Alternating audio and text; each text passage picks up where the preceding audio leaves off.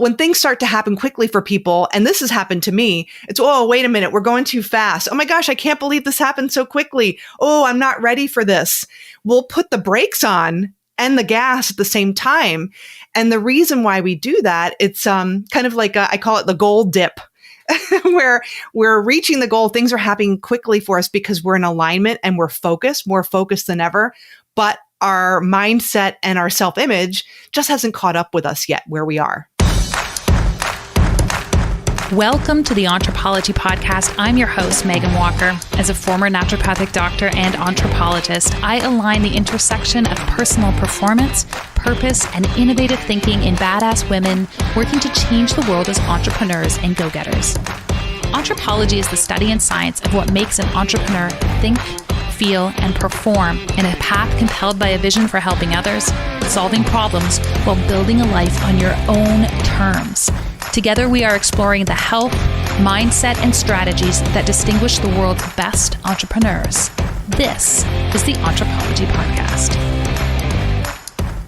Welcome to episode 227.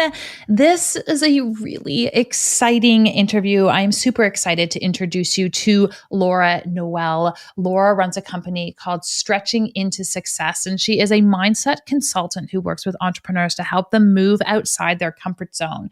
Laura has this really compelling background, starting her career in the military and then having this really epiphany type moment where she had complete and total clarity on what her purpose was meant to be in life. She made a total transition out of the military into consulting, and we go deep today on the mindset tactics that are required to take your vision and your life to the next level. Think of this as like working with a mindset trainer who is really going to help to pull you outside of your comfort zone and give you specific tactics to make that happen. Laura is so interesting. This interview was so juicy, and I'm super excited to give you the opportunity to get to know her now. Laura Noel, welcome to the Anthropology Podcast. Thank you so much for having me. I'm excited to be here. Well, this is a conversation I'm really looking forward to having. And before we jumped in, I shared with you that one of the things our listeners have been asking about a lot and have been conversing about on some of our platforms is this idea of imposter syndrome and stepping outside our comfort zone and all of these things that I think are universal to our experience as entrepreneurs and something we frankly just need to overcome. And so before we go deep on this idea, Laura, I'd love for you to share with my listeners a little bit more about your background, what brought you to this point, and why working with companies and individuals to get them outside their comfort zone is something you are so uniquely qualified to do. Oh, thank you so much. I have been working in leadership and development and coaching people for more than 20 years. I was in the military, of course, for almost 28 years, just shy of that. And all the while, I was looking for my purpose as I was approaching potentially the 30-year mark and having to get out and retire at 30 years. I was wondering, oh my gosh, what's my purpose? What am I going to do with this life? And I didn't know. And I was collecting all of these degrees and certifications. And toward the end of my career, one of those certifications was in yoga, teaching yoga. And what I loved about it was the mindset piece of it. And of course, we know the physical practice, but it was really the mindset piece that I started teaching at my schoolhouse for other colleagues of mine. And I just noticed that their moods were shifting. They felt better in their bodies. I mean, there were people who had suffered from PTSD and that was making a difference there. And I thought, my gosh, if I could bottle up this and all of the leadership that I've been working on and have a curriculum to teach this to people and help more people who normally might not even gravitate toward yoga, that would be amazing. And right when I made that decision, I didn't know that was a decision at the time, but just asking that and putting it out there in the ether and being curious. When I went to a personal development seminar and Bob Proctor was speaking, he was speaking my language and he was basically taking everything that I learned in leadership and yoga philosophy, but was talking about how our mind works and how we attract what we are and the conscious and subconscious mind. I'm like, oh my gosh, that's it. I basically shot up in the audience, asked him, how do you know when you found your purpose? And instead of 3 years later retiring and doing this work, 3 months later, I submitted my retirement. Gosh. And 6 months, I was full-time entrepreneur teaching this material. I really love that, you know, for a few reasons. One, I don't know if you know this about me, but I'm obsessed with this concept of purpose. Yeah. And what that means, and actually the influence it has on people's physiological health. So we can really delve in there a little bit.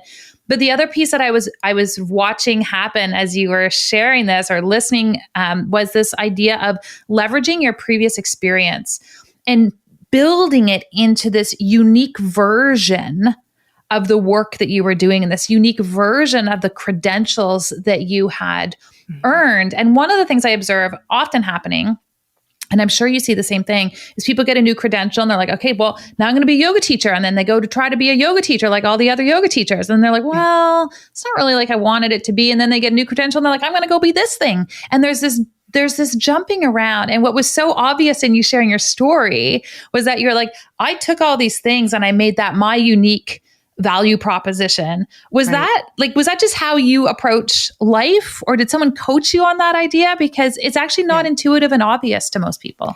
Yeah, I think at that time I had really been doing a lot of personal development work on myself. And I mean, I'd always been very decisive. I just knew. For years, I was collecting all of these degrees and certifications. And when I stood up and asked Bob Proctor, how do you know when you found your purpose? And he said, you know, we have something that I think you'd be really great at. Please give me your contact information. And, you know, we'll connect after this. I had goosebumps. It was like I was charged with electricity. And in that moment, I knew that whatever it was, I found it. And so I jumped in with both feet, and I took decisive action without overthinking it. So I think in some way I had that, but at that moment, because I said, gosh, if I could, I think the key was I said, if I could package up this curriculum, when it was making a decision about that made it clear, so that when the opportunity presented itself in the form of Bob, I knew that this was it. So I made a decision first, and then I was open to any possibility of it showing up, and I acted immediately. Well, decisions provide so much clarity. I love that you said that. Mm-hmm. How do we know if we found our purpose? I think for me, it was a feeling. And over the years, I was really keying in and leveraging my curiosity and allowing myself to be curious. I think you have to stay curious to see. Sometimes I would get feedback on, ooh, I don't think I like that. And that's not a bad thing. I tried things that I didn't care for, or I tried other things that there was some aspect of it that I liked, but maybe something that I didn't. And that helped me get more clarity around, okay, these are the things that I want, and these are the things that I don't want. And the more clarity I got around those things, when the thing showed up, I was ready. And I feel like that's an important part of the journey, is allowing yourself to be curious. If you don't know, start somewhere, try different things that when you talk to somebody and you go, gosh, I wonder how they got into that, or I wonder what it's like to do that. That's your curiosity. That's your intuition guiding you. So follow it. Do you fall prey to big shiny object syndrome? I did. Yes. Okay. and how did you get over that condition? Yeah. I got over that condition and I can't say that I got over it. It's still a part of me. I don't fall prey to it. And if I catch myself sooner. So I love all things. I'm curious. I love experiences. And back in the day, when I was setting all kinds of what seemed like big goals for myself, I was all over the place. I was chasing shiny objects, and from the outside looking in, it looked like, wow, she's really accomplishing a lot. But I never had joy in those accomplishments because they weren't fulfilling and they weren't me. They weren't purpose driven. It was something outside of myself that was trying to fill that I'm not good enough, mantra that I was telling myself. But when I learned how to set goals, that's when everything shifted for me. And so now my goal, I only have one or two. It's exciting and scary at the same time. And the goal is so huge that I have no idea how I'm going to get there. But when I focus on my goal, I'm guided toward, well, what's the next step in that goal? So when something comes into my attention or purview, I know, does it fit? Does it not fit? And so I'm much better at discerning, is this in alignment with what I want? Or is this something, I have a folder on my desktop, it's called bucket list. And so just to help me deal with it, I'll put it in the bucket list. Right. I can go back and get it later, but it's not serving me right now.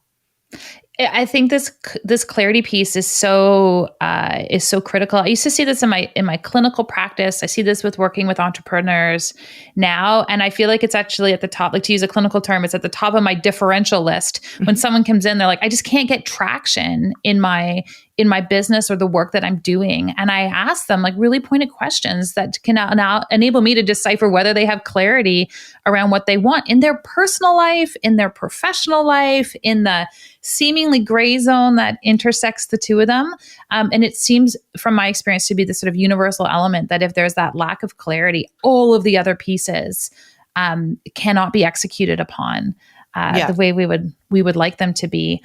Your business, Stretch into Success, as a consulting entity, what does that look like? What do you provide for your clients? Yeah, primarily I work with individuals. And I take them through a process. It's either I'll work with them for 6 months at a time or a year. And we're on a journey together. So I guide them through the process of gaining clarity on their goal. And then and not just a goal, like not, something that's a stretch, but a vision with a guesstimate of a timeline, and they're excited and scared at the same time, have no idea how to reach it. So I want them to get really excited about that goal. And then we start moving toward that goal, and I help them replace the old scripts in their mind that is the old version of them. Because remember, they're setting something that they've never done before. So They have to become somebody different. So I'm taking them on a journey where I'm giving them the pieces to help them recreate the script of them. And we're moving at the same time, because we always hear the saying, it's, success is 95% mindset, 5% doing. And I strongly believe that if you don't have your mind right, and if you aren't that person yet in your mind who has the goal, you're not going to get there, or you're going to touch on it briefly and then revert back to your old habitual way of being. In my experience of doing a big goal and getting outside our comfort zone, a natural side effect of that is this emergence of something called imposter syndrome. Mm-hmm. And some people seem to fall prey to it more than others. But I suspect in the clients that you work with, when you're like, let's work for this goal out here, let's get outside this comfort zone, you must see and experience and need to help people manage this idea of imposter syndrome a fair bit. Oh gosh, yeah. Because what I find is when you are truly going for something that you've never done before, and you're in alignment and you're shaping your beliefs about who you are in relation and in harmony with that goal, things will happen quickly for you. But when things start to happen quickly for people, and this has happened to me, it's, oh, wait a minute, we're going too fast. Oh my gosh, I can't believe this happened so quickly. Oh, I'm not ready for this. We'll put the brakes on and the gas at the same time. And the reason why we do that, it's kind of like I call it the goal dip. Where we're reaching the goal, things are happening quickly for us because we're in alignment and we're focused, more focused than ever. But our mindset and our self-image just hasn't caught up with us yet where we are. Right. And so, we have to strengthen that and build that. How do we strengthen it? We hear a lot of talk about affirmations and things of that nature.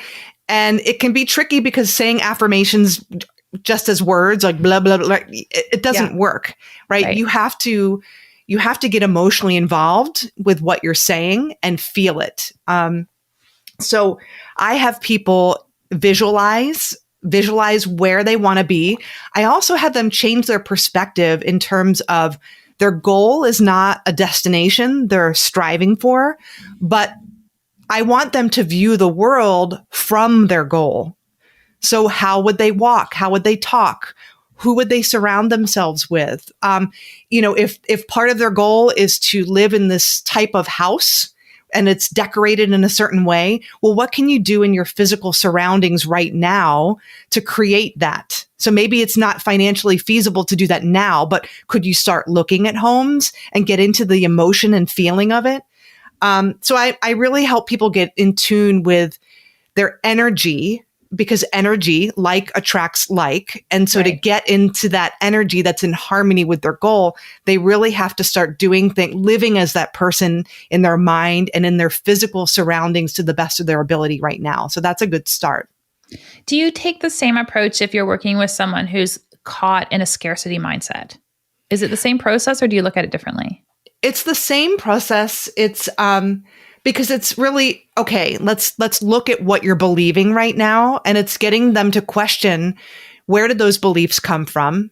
Right. And do you want to continue believing this? Do you want to believe this? Because it ultimately comes from the client's desire. And do you want to change that? And if so, what would you rather believe? And so I have this conversation and I ask them, and then we start working on that. So we're basically, your subconscious mind drives your habitual behavior, and most of your behavior is habitual, and your subconscious mind believes whatever you feed it with emotion. And so let's get emotionally wrapped up around this new belief you'd rather have. And then through repetition of this new idea or this affirmation and this visualization, do we start building that image and that energy, and you're basically starving out the old belief.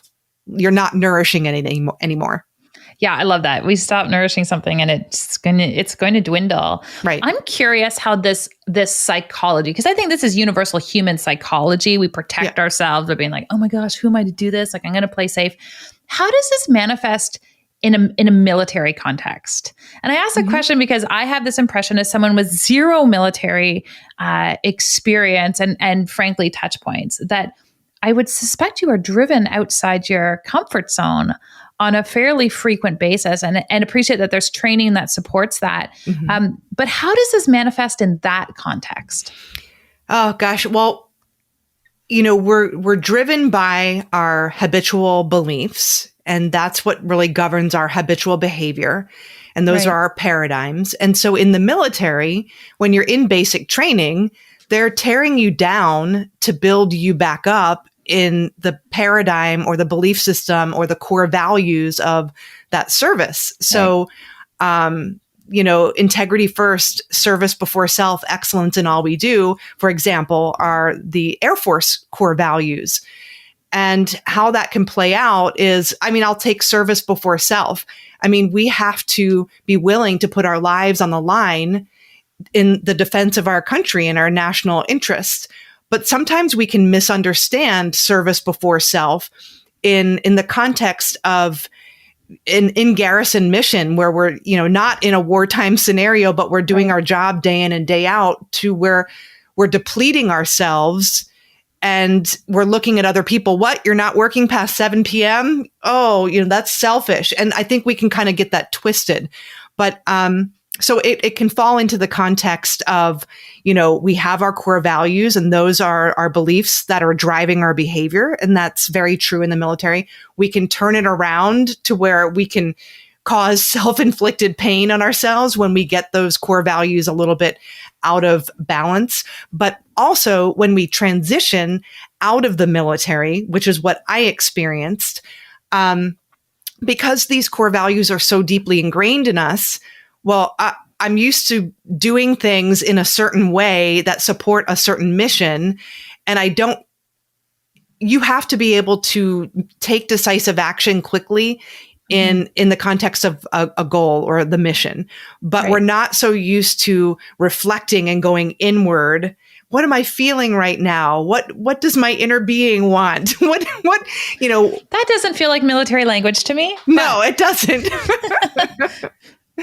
Yeah, it's a different mindset shift. It was to be military, and we have entrepreneurial values. I mean, we're driven and we're focused, but to step into the role of an entrepreneur and really tap into my own creativity and not get pulled into that hustle and grind that I was used to, that was a complete mindset shift. But I feel like it's similar.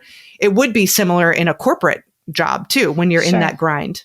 Yeah. I think, one of the things I'm coming to value even more as an entrepreneur at this phase of my career is blank space, blank space in my schedule, blank space to just like think and ideate and like have an idea, have room before I have to just keep pushing content out into the world. It's a privilege to have that, but I really see the benefit of that piece as well. What role does the discipline training that you experience in the military have in terms of serving you as an entrepreneur, or does it at this point? It does, but it's discipline in a different way. It's discipline in being a leader of self. And what I mean by that is being a leader of what thoughts I allow myself to entertain. It's more in the mindset piece instead of being driven by external circumstances. And that's not an easy thing to do. I mean, that's daily work. Right. Yeah. Well, I mean, so many of these things are daily work on the physical side, on the mindset side.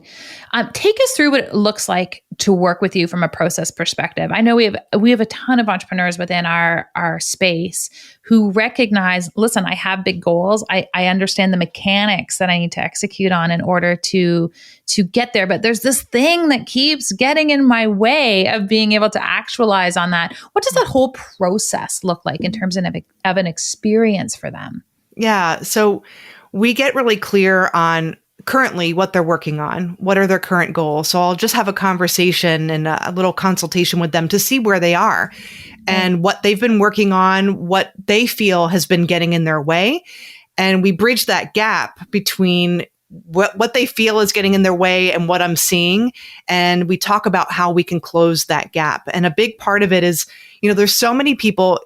It seems simple. If we know where we are and we know where we want to go in terms of our goals, why are so many people stuck? And it's the thing that's blocking us is our paradigms. It's our beliefs about what we think we're capable of doing. We're looking at our past or our past credentials or our past certifications, past mistakes. We're looking at what we think we lack instead of focusing our direction on what we want. Because truthfully, it doesn't matter. None of those things in the past. I mean, I brought in my past credentials into my business, but it wasn't what drove me to becoming an entrepreneur. Those things I started to add in as I was moving in the direction of my vision. I focused on what I want. So that's what we would do together. We'd get clarity around that goal, figure out what it is that's blocking them, what paradigm specifically, and then we'll work on replacing them with ones that are in harmony with where they want to go.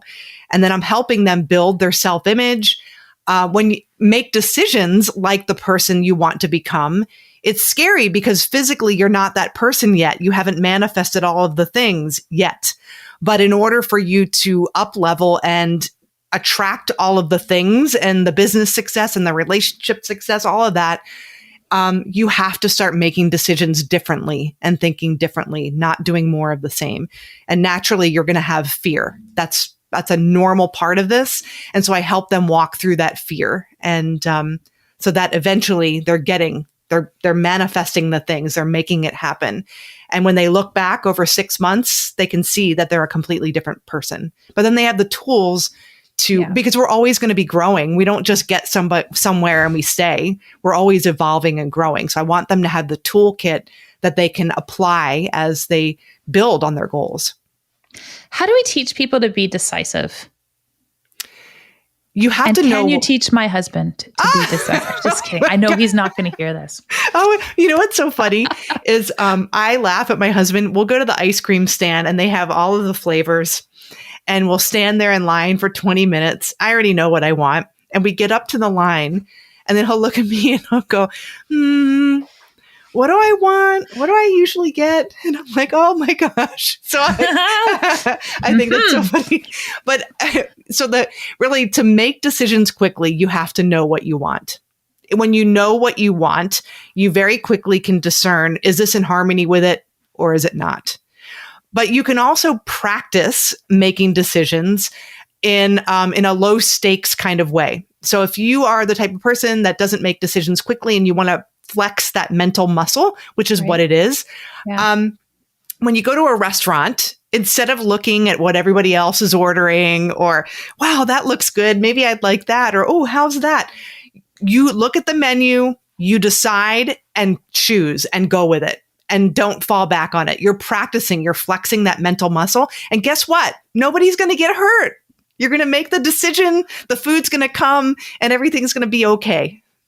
I'm just going to pull this clip out just for Greg. We have this like ongoing joke and we're in lockdown in Ontario right now. But when we used to go to restaurants and every time he'd be like, I'm getting this. And then the person would come and then he'd be like, do you recommend this, or this? And so it's just this great running joke, but I'm going to pull that clip out just for him.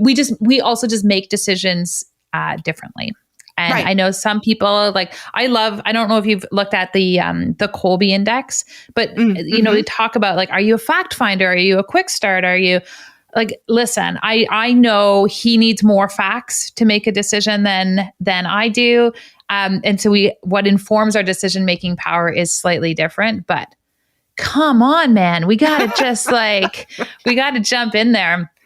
Laura, when you're working with entrepreneurs and you're looking at sort of the landscape of things that we need to flex in terms of those muscles, decision-making and decisiveness is one of them. What are some of the other arenas where you're like, listen, you're going to go do that mindset workout today. Here are some of the other muscle groups that we need to make sure we're paying attention to. Imagination. We are taught, we're taught at a very young age, and I love education. I'm back in school working on my PsyD I love education, and you need your education. You need the requisite skills to do the things that you want to do. But we're not taught to use our imagination when we're children going to school. We're taught that's daydreaming, and quickly we stop flexing that muscle. But that's where we create images of what we want. And that's where it starts. So flexing that imagination, learning how to see and visualize. So that's one thing that we work on together. Intuition is another mental muscle. And we could take it back to that restaurant idea. So would we rather learn to be driven decision makers by what's inside of us? All of our answers are inside of us. And we use and tap into our intuition. We can do that and learn to do that effectively by flexing that muscle. Otherwise, we're looking outside of ourselves. What do you think I should do? Do you think I should do that? And then we're asking other people who don't know how to make decisions either.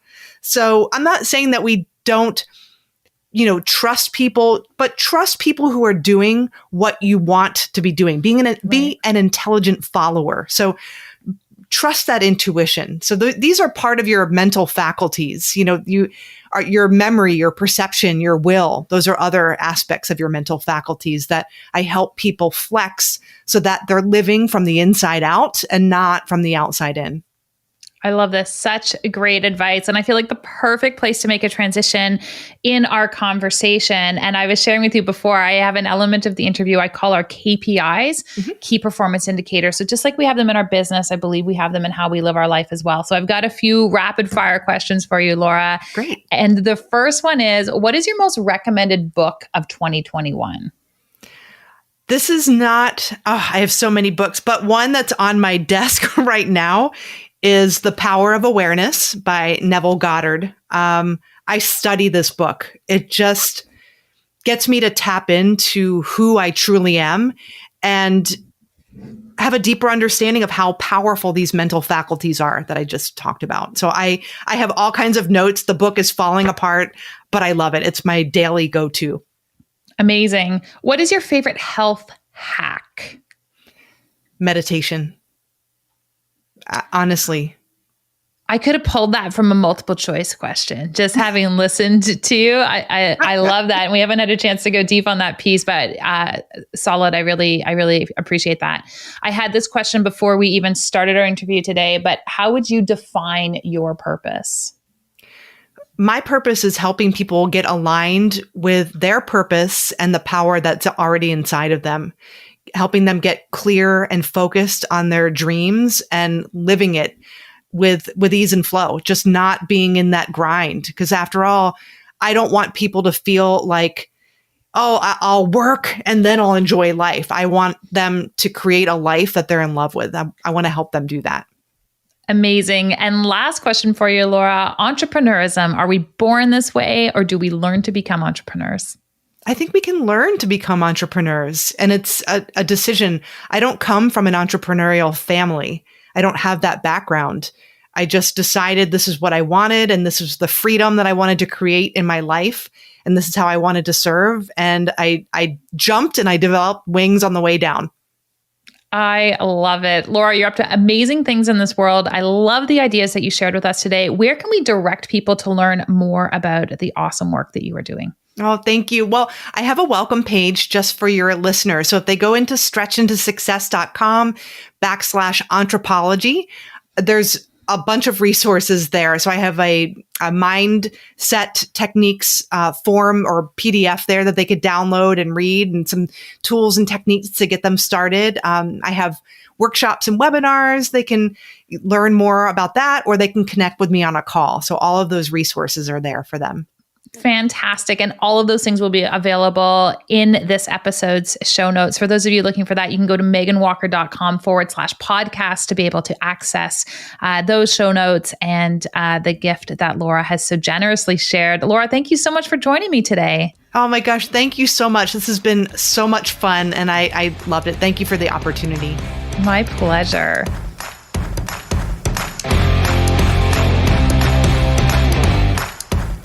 I so love this interview with Laura today because I found it so tactical. We went from having big picture concepts that we were talking through to really making it practical advice to help us engage in the mindset that's going to lead us towards success.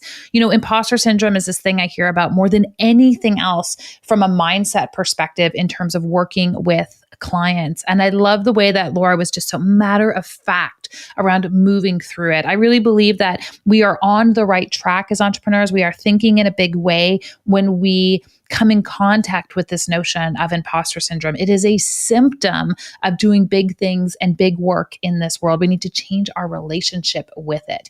Laura had so much practical advice. She's got some incredible resources. And as I shared earlier, we have a new version of my website where it's so much easier to be able to find these pieces. You can head over to meganwalker.com/podcast, where you're going to be able to access all of the resources that Laura shared with us today. Now, the other thing I want to know from all of you is what role imposter syndrome has played in your life. If you head over to my Instagram account, Dr. Megan Walker, we are running today's poll where we are starting to look at the influence of imposter syndrome as a marker for us moving outside our comfort zone in a positive way. I hope you enjoyed today's episode as much as I did. As always, I am Megan Walker, wishing you an impactful week ahead, and we'll hang out again together next Tuesday.